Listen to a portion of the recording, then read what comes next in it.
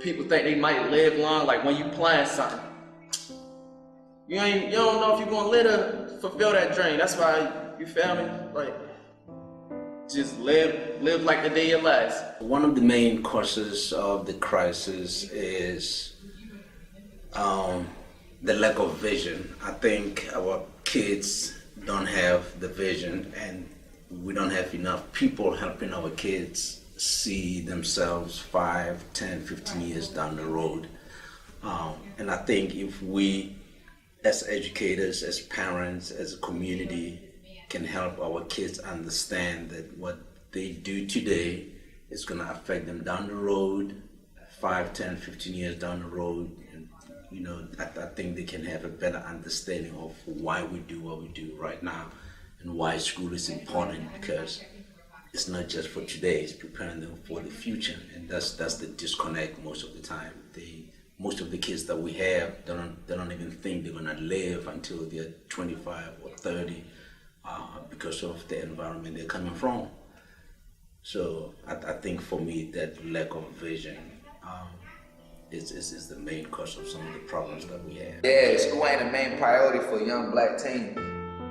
It is like it's a blessing that we come. That's why I be telling you, like, it's a blessing that I come every day and don't miss a day. You feel like it's a lot of stuff that I should be worried about other than school right now.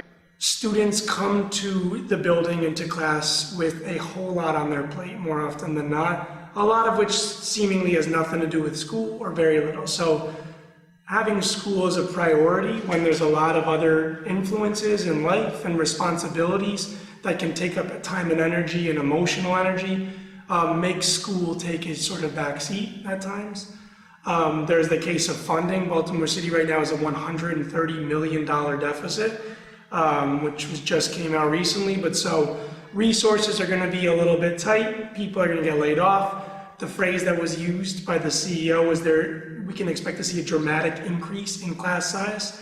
My classes right now are already 30 plus in each. Like, I'm not talking about school-wise, I'm talking about the system, period. Like all that, like they put you in a position to fail. They don't have the resources. When they're set up in almost like a failing situation, you're set up to fail from the beginning. It becomes taxing on a professional over time. So it's not that teachers don't want to have high expectations, don't want to go above and beyond, but there are a lot of factors that are not in our control that affect us as educators, as African American educators, as well as just globally when our students are in the care of some of our other colleagues. Achievement gaps, I feel, are attributed to the learning styles or the effective ways of learning that our students demonstrate. Everyone, even adults, learn in various ways, and if the schools are not equipped to address those different ways, then you're not going to see the progression in a lot of the students.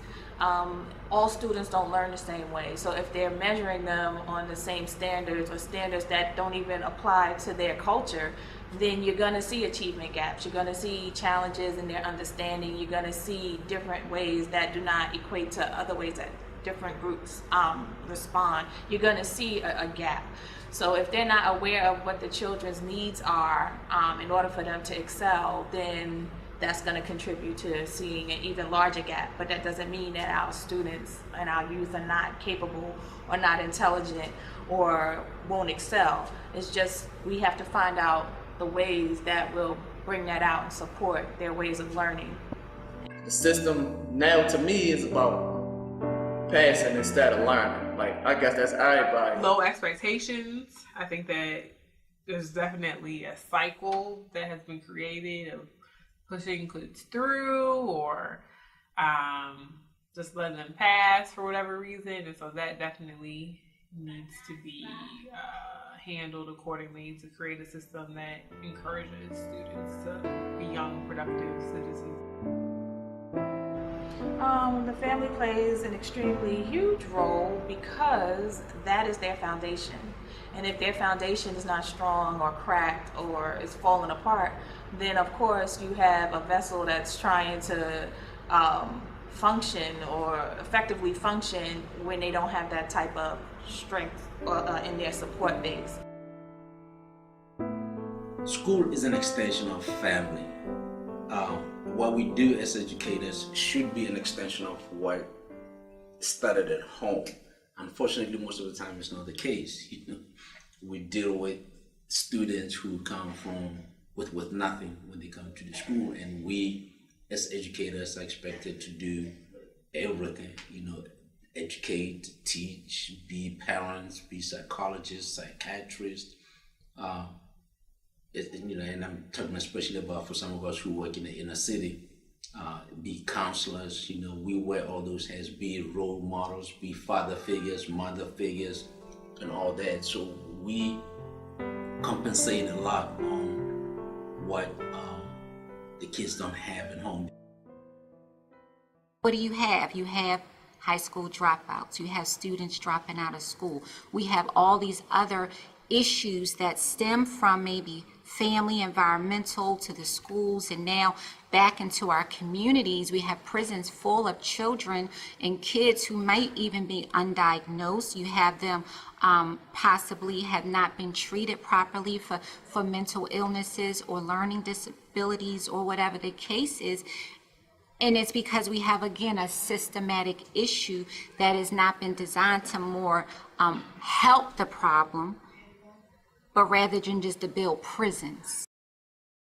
Systemic problems, the system keeps creating itself.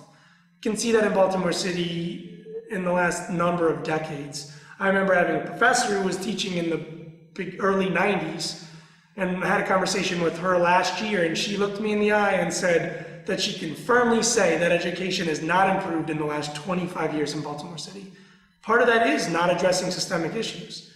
Part of that is when you have an $130 million shortage in city schools, they're going to take cuts. Teachers are not going to be in the room. Resources are not going to be in front of students. So it's just going to continually produce what it's designed to produce. When there's not equity in systems or across districts, you see the results that we've been seeing in Baltimore City for a long time. So it just runs the risk of, that's the way systems work. The same can be said of the government. But you see just systems recreating themselves and benefiting the people that they're intended to benefit and shortchanging the people that they're intended to shortchange.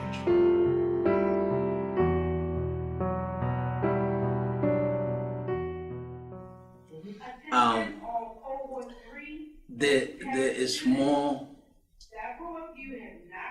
I think the government is investing a lot of money building sophisticated prisons and let me say this different.